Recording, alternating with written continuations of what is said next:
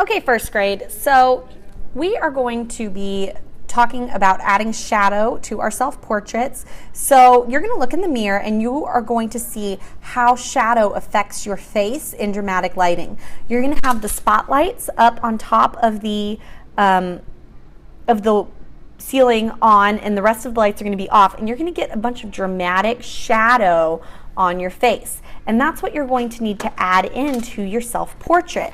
So you're going to need to pick a color that looks good for shadow, but you don't want to pick a color that you already have on your face or in your hair or in your background, and you want it to be different colors for your face and your hair just to make it look more interesting. So I am going to pick blue for the shadow on my hair because I think that's going to look really cool, and I'm going to pick orange for the shadow on my face.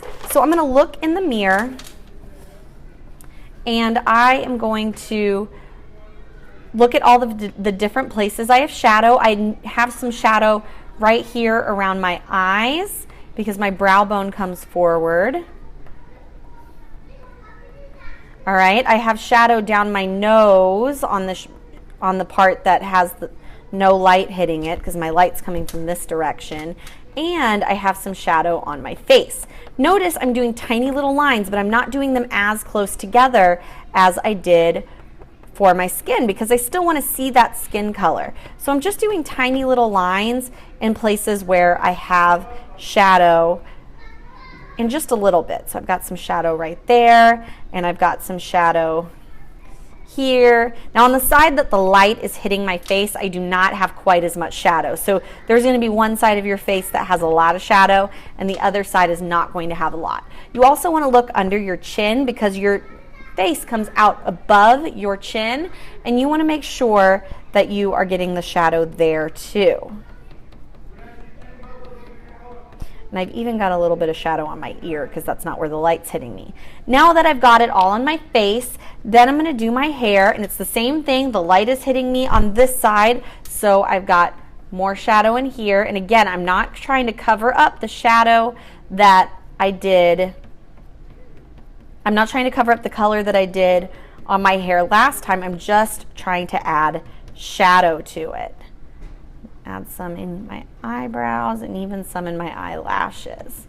All right, now same thing for my shirt. I want a color that's similar that I haven't used someplace else. So I'm going to use this green because it's a little bit different than the green I used in my background. Oh, nope, no, it's not. All right, I'll use this green. That's different.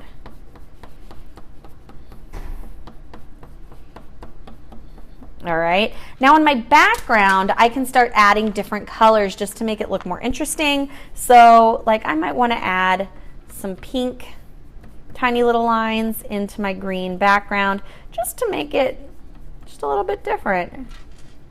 I might not want to add it everywhere. Like I might want to add some here.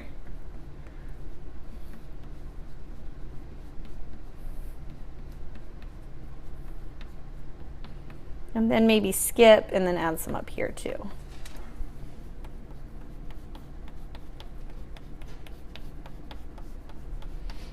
Now obviously, if you haven't finished your coloring of your hair or your skin in your base color, you need to finish that first.